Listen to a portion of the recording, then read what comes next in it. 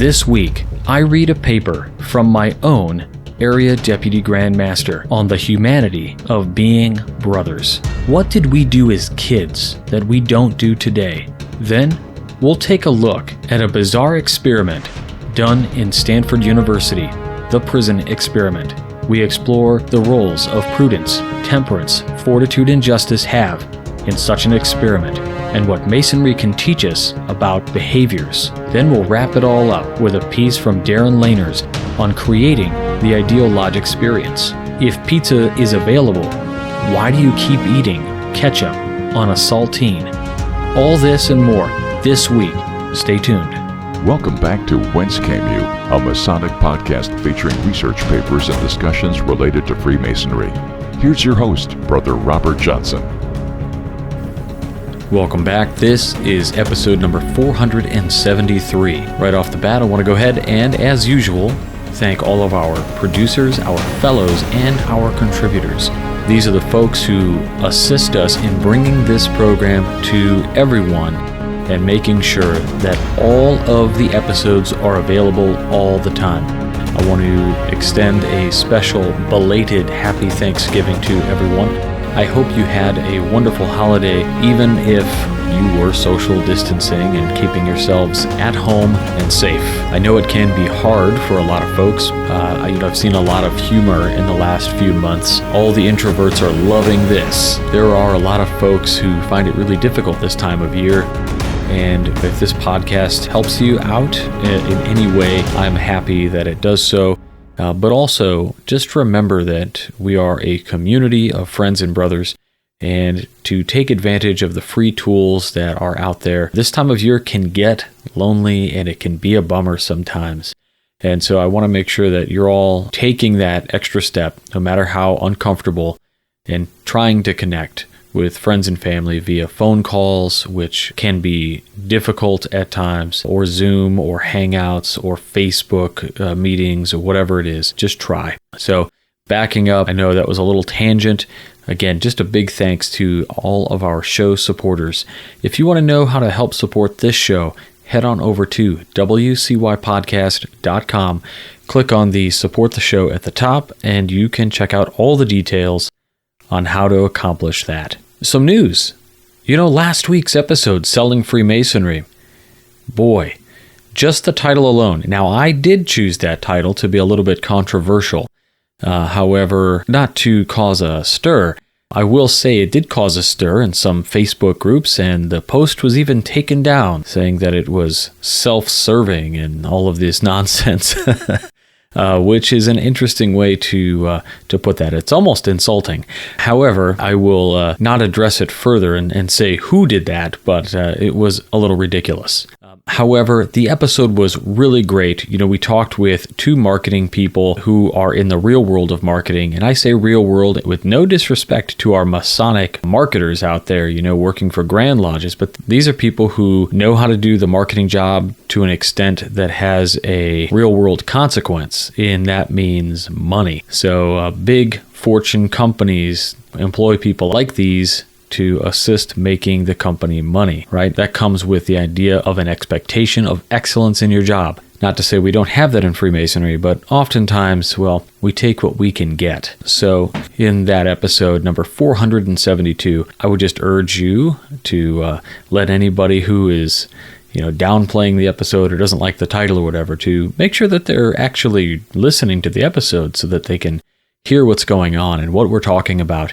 That is what's most important. I won't belabor that point much further. I would like to start this week off with something that was written by my own Area Deputy Grandmaster of the Northeastern area here in the state of Illinois. And this came through an email just a few weeks ago. I reached out to my Area Deputy Grandmaster, Herb Lindberg, and I said, Herb, I really liked the message that you put out this week in your email, and I really thought it had a lot of value for anybody to read it. And I said, would you consider coming on the show, or can I read this? And he said I could definitely read this to you all on the episode. So I have his email saying, yep, you can read it. And I just wanted to read it for you all. Again, this is from my Area Deputy Grandmaster, Herb.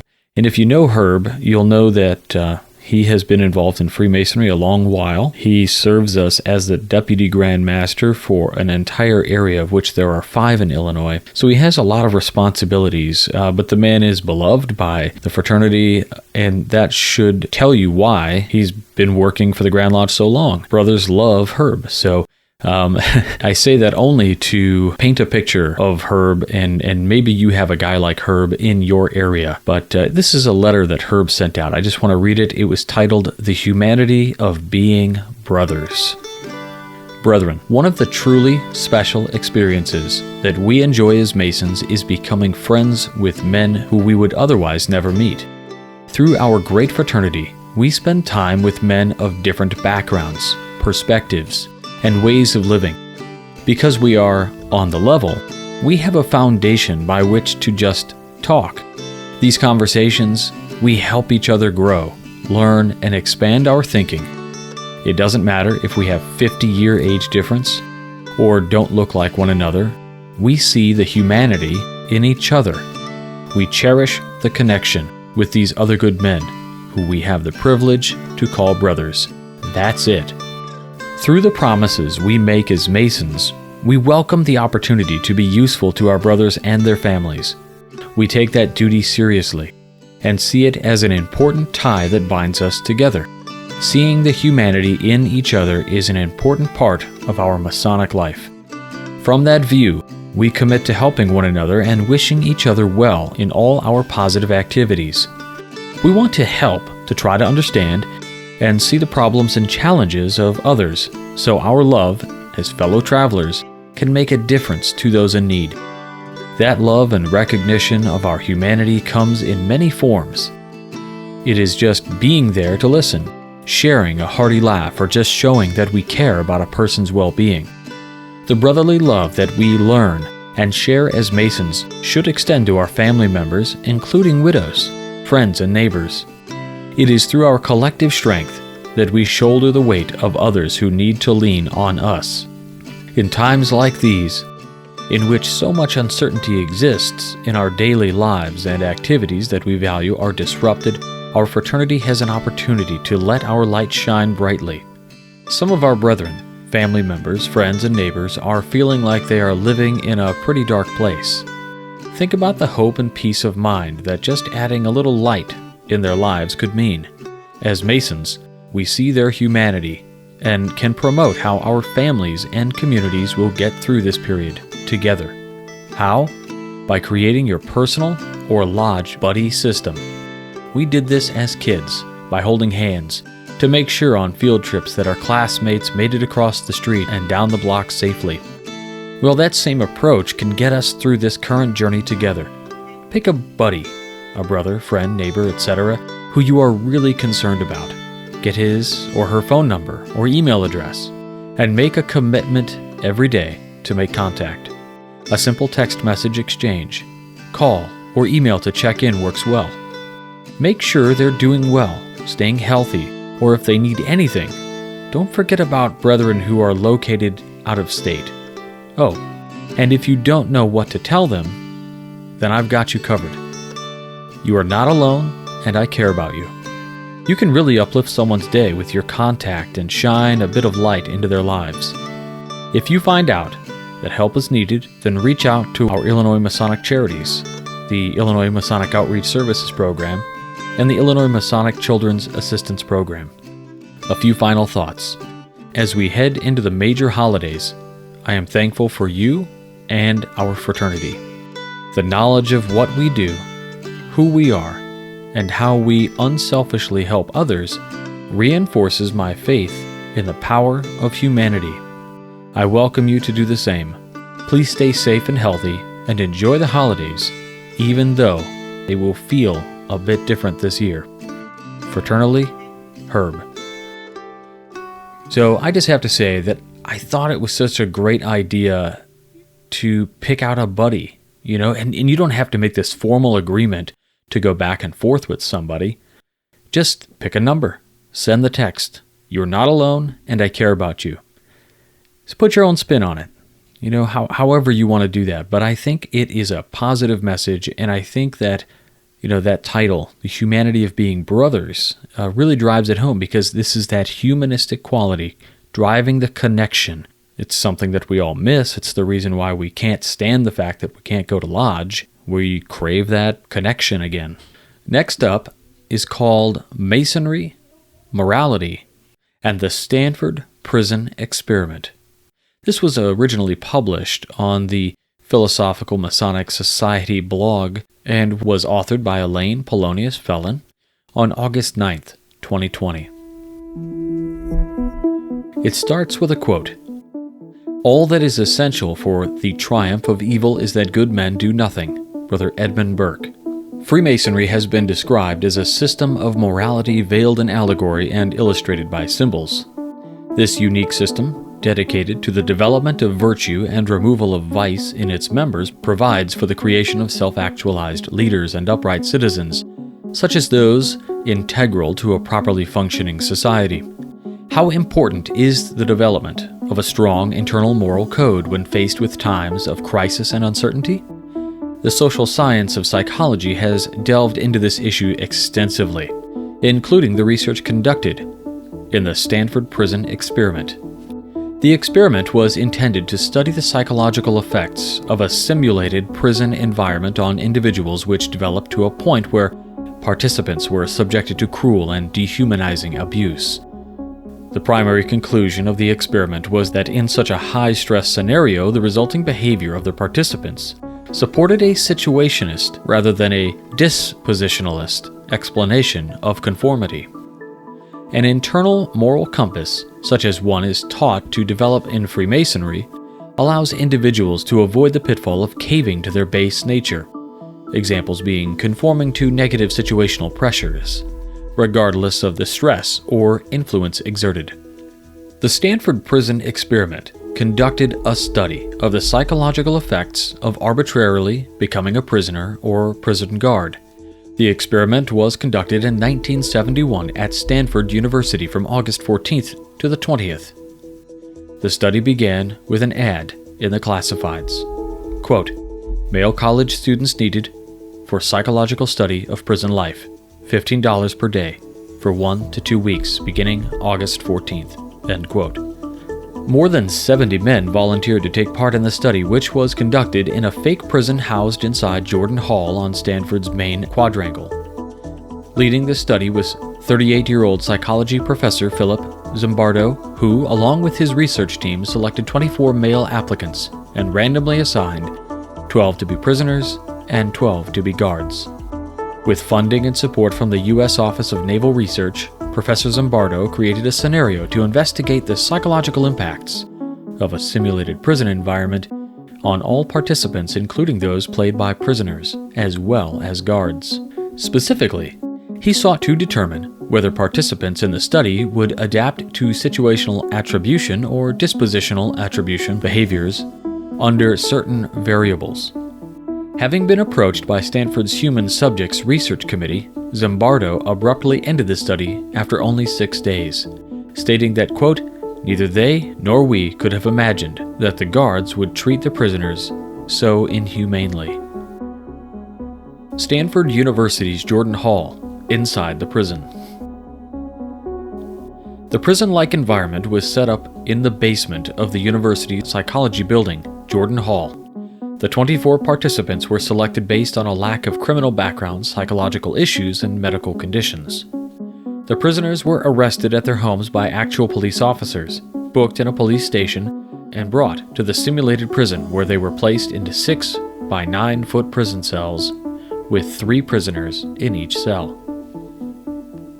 Professor Zimbardo encouraged the guards to think of themselves as actual guards in a real prison.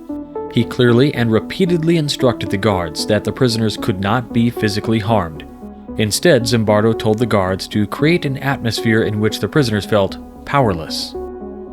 Guards and the warden utilized rooms across the cells.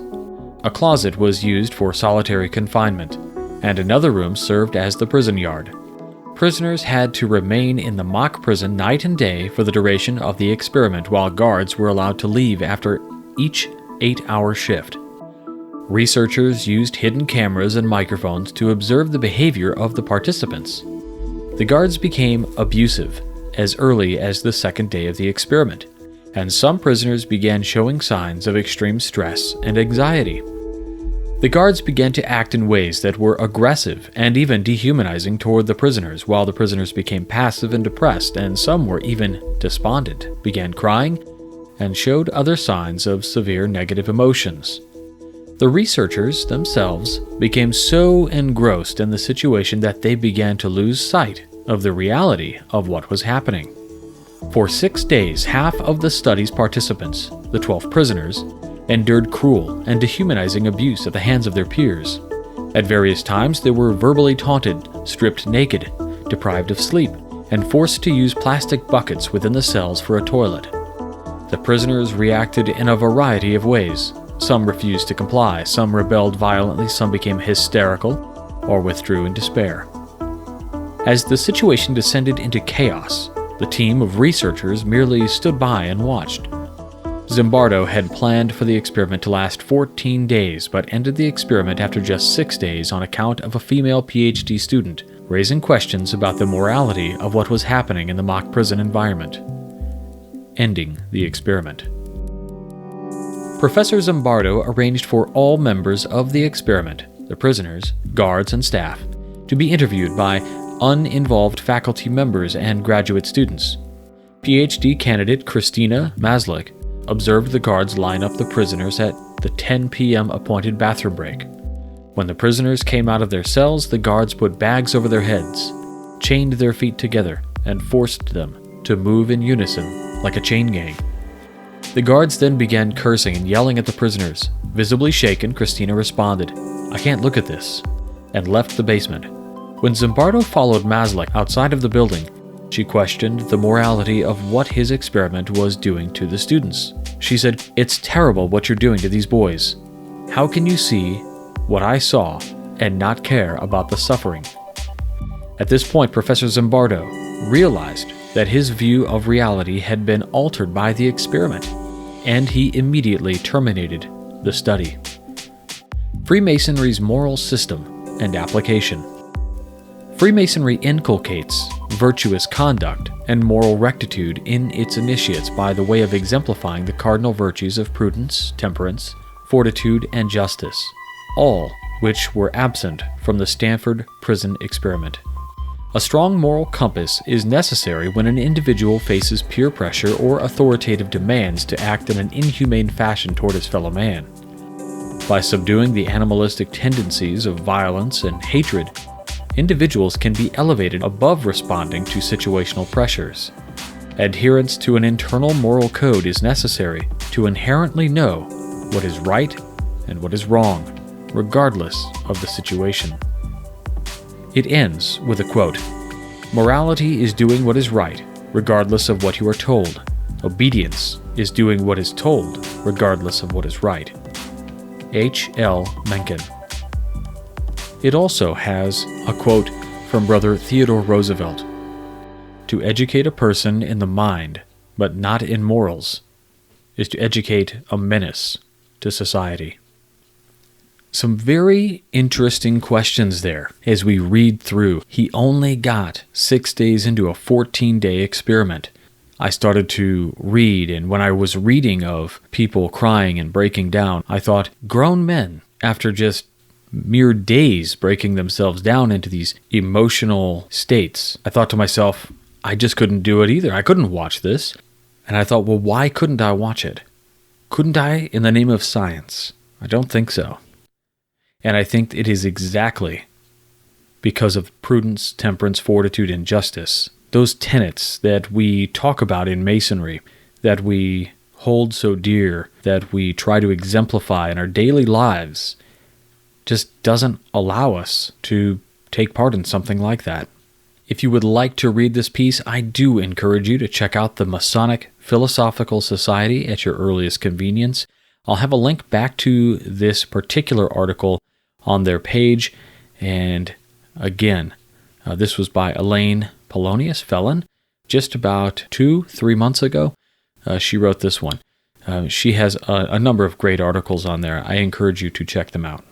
Now, the last piece for this week is one that was just published on the Midnight Freemasons. Every once in a while, I will read a piece that comes through that it just really perks my ears up, makes my brain, all the gears start clicking after I read it. And lately, Worshipful Brother Darren Lahners, who has been writing some really awesome stuff. I do encourage you all out there to check out the podcast that he assists with. He co-hosts with Brother Bill Hosler and Greg Knott. Let's read this new piece from Darren Lahners. It's called Ketchup on a Saltine. Before I begin, I want to make sure that I disclose that this is my own personal opinion and does not reflect any official opinion of any Masonic body that I am affiliated with. I know a lot of Freemasons that take offense when some of our brethren publish something that says Freemasonry is dying. We are seeing more attrition than we are seeing replenishment of members. That is a fact. If that means we're dying, then we're dying. I'm not sold on that as being our fate. However, I will say that we have a lot of hard decisions to make about our future. That being said, Freemasonry is local. The decisions you make can only impact your local lodge or, as I am going to suggest in this article, local lodges. To begin, what I see as a major issue in Freemasonry is an existential struggle within Freemasonry born out of an identity crisis. We have a distinct subset of members that want Freemasonry to be a social organization. We have others that want it to be a mystery school, others that want it to be a philanthropic organization, and others that probably have another idea entirely of what it should be. In fact, I would be willing to bet that if you sat your own lodge membership down and asked what they wanted Freemasonry's identity to be, you'd receive a different answer from each member.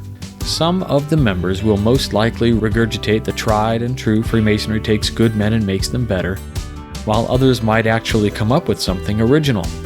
Freemasonry has a rich history, but our members can't even agree on our origins. Some of us think we came from the guilds of the Middle Ages, or from the Knights Templar, or from the mystery schools. It shouldn't be a surprise that our membership can't agree on what we are as an organization. My point is, as members, we don't know what we want to be. Ultimately, what Freemasonry was up to this point shouldn't matter. We need to start focusing on what we want to be. My caveat is, you can only do this at your local lodge level. If you're anything like me, I know you're thinking that your local lodge is part of the problem. In my case, we've got a bunch of older members that don't want to change anything. We literally take 6 months to decide to change a light bulb. Masonic education? When it does happen, I'm usually the one giving it, and I feel rushed through it. The members don't want to do anything outside of the lodge. In my case, I had a plural membership in 2 other lodges within 10 miles of my home lodge. I have just withdrawn my membership from one of the lodges, so I have a plural membership in one of those 2. In total, I was paying $145 a year for dues. Don't get me wrong, I have no issue with paying that amount of money for dues if I'm getting something from the meetings. Personally, it's hard for me to justify paying money for something that is advertising something it's not delivering. Let's take a real-world example. If you're hungry for pizza and you order a pizza, but what you receive is ketchup on a saltine cracker, are you going to pay for the pizza? Any sane person is going to demand a refund or a new pizza. Freemasonry for many of us has become just this, ketchup on a saltine. Maybe when you first joined, you didn't know any better. You kept going to the meetings because you felt like you were missing something. Then you kept going because you felt a sense of duty to do so. Suddenly, you're one of the officers because, let's face it, you're a warm body and the chairs need to be filled. Then you're a warden, and before you know it, you're the worshipful master. All of the time, you're eating ketchup on a saltine. Then something happens. In my case, it was a visit to Lodge Vitruvian number 767 in Indianapolis, Indiana. I'll call it the Morpheus moment, as it's analogous to the scene in The Matrix where Morpheus offers Neo the red pill or the blue pill. As described by Morpheus, you take the blue pill, the story ends. You wake up in your bed and believe whatever you want to believe. You take the red pill, you stay in Wonderland, and I show you how deep the rabbit hole goes. For Neo, the red pill represents an awakening to what reality is, and the blue pill represents the status quo. The same happened to me after that visit. It gave me a glimpse of what Freemasonry could be. This vision was quarterly stated meetings, a traditional observance European concept lodge, formal dress for all lodge functions, an education program given at the festive board after every meeting, and a belief that dues should be paid to provide for and maintain the quality of the lodge and its programs. After visiting there, I realized that I had been eating ketchup on a saltine all of this time. I have been taking the blue pill when I should have been demanding the red one. Many lodges don't know how to serve up anything other than ketchup on a saltine for its membership, and unfortunately, as nasty as it is some nourishment for its membership. It keeps the lodge alive, barely, but it's not really attracting new membership, nor is it retaining it on the off chance the lodge does get new membership. Most of the members don't know any better, so they keep eating it. So many members are so used to it that any suggestion of changing the menu is met with resistance. In order to keep the harmony of the lodge intact, the menu remains ketchup on a saltine. Now imagine in my current scenario, in the 3 lodges that I belonged to, we are barely making a quorum to open a meeting. The older membership is dying off or getting to the point where you can't climb those stairs to the 2nd floor. There isn't a lot of new members, and on the off chance that there is a new member, it's driven off by the lack of substance of the experience. Ketchup on a saltine. One of the lodges is providing an educational program every meeting, while the others are not. The writing is on the wall. These 3 lodges will eventually become one lodge. So I dare ask the question, why should we wait to consolidate? If I had my way, I'd start my own lodge like Vitruvian. Unfortunately, I'm not sure that I could find 19 other Freemasons in my area that would be willing to join me. Well, if you're reading this, know me personally, live in my general area, and you're willing to take such a chance, drop me an email or a text. That being said, if I have to eat ketchup on a saltine, isn't it better to eat it once a month instead of 3? In my mind, the answer is yes. I'd rather not eat it at all, but if I have to, the less that I can eat it, the better. But more importantly, maybe having to force your membership to confront a decision to consolidate, you might be able to do something that you hadn't been able to do prior to now. You might be able to get them to agree to look at changing the menu. Maybe you'll get them to agree that what you've been doing hasn't been working, and that it's time for a change. Let's hope that's the outcome. Maybe your members will agree to clear the trestle board and you can design a lodge that will appeal to everyone. However, for the purposes of this article, let's say that doesn't occur and you decide to consolidate with the other 2 lodges. The major benefit that I see from consolidation is the growth in active membership. Say, for example, each lodge averaged about 10 members per meeting. Imagine what you could do with 30 active members. The first thing to do would be to get those 30 active members to agree on the mission of the lodge. There would be a new trestle board that needs designs. In the post-COVID world, you might actually be able to engage your communities again and have programs that help the community, like hosting reading programs at the library, sponsoring AED or CPR classes, and supporting local charities by volunteering time instead of just money, to name a few ideas. You could suggest having a festive board with an educational program just to try it out to see what the reception is. Or at the very least, you might be able to get enough members to be interested in having an educational program that took place outside of the stated meeting. That way, if your members weren't interested in attending, they didn't have to. But you still have a good percentage of the membership that might show up. You'd be setting the menu, so hopefully you can all agree that if ketchup on a saltine is what caused your lodges to merge, it probably might be a good idea to avoid serving it in the future. The most important thing is that you have enough membership to support the programs above. In my scenario, 2 of the 3 buildings have renters and make income. I would immediately put the one that does not up for sale. I would then look at converting one of the other lodges into a space that could generate more income. In this case, there's enough room to make a nice loft apartment out of the space with minimal investment. The other lodge building would be held onto as the primary meeting spot for the new lodge. With the income from the sale of the other building, as well as the rental income, along with a discussion on how raising dues to make programs like the above possible would be beneficial. You might be able to get them all to agree that the lodge can afford more than ketchup on a saltine. I truly believe that a lot of Freemasons don't know what Freemasonry can be because they've never been offered a choice. If all you ever knew of was ketchup on a saltine and someone offered you pizza, would you accept it? You'd be wary of taking a bite. But guess what? Once you were convinced to take that bite, do you think you would ever go back to eating ketchup on a saltine? Willingly? I know that I haven't. I've been fighting for change. Unfortunately, change does not happen overnight, and it only happens at the local lodge level. It also happens incrementally, one member at a time. That's what I think often gets lost in the shuffle. In order for change to happen, you need to be willing to be the one to offer it. You need to start offering pizza to the other members. If that means traveling to a lodge locally, or not so locally that seems to be offering pizza, then do that. My eyes were opened when I saw a lodge offering something different. That's ultimately the choice for the future of your lodge. You continue to serve ketchup on a saltine, take the blue pill and see what status quo brings your lodge. Or you can serve pizza, take the red pill, and see how deep the rabbit hole goes. I hope you choose the red pill. Darren A. Lahners. Now, Darren is, of course, our co-managing editor. He's been doing a lot of great work on the Midnight Freemasons.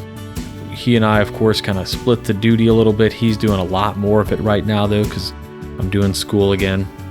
It's no small task to manage the Midnight Freemasons, and he's done a wonderful job in doing so, but also saving the day on quite a number of times where he is putting out his thoughts here. And I'll say this, a lot of times people continue to have to write to build up content, and not everything is great, but I'm really enjoying what Darren has been writing about, and he's been that hammer that's constantly forging that blade, that constant hitting over and over again, and not letting us forget that in the midst of a pandemic, we still have work to do, brothers, in creating an educational space, a spiritual space, a ritual space, a space for fellowship. That's still our job. So my thanks, of course, goes out to Darren for his great work there, and his analogy of a saltine covered in ketchup as pizza.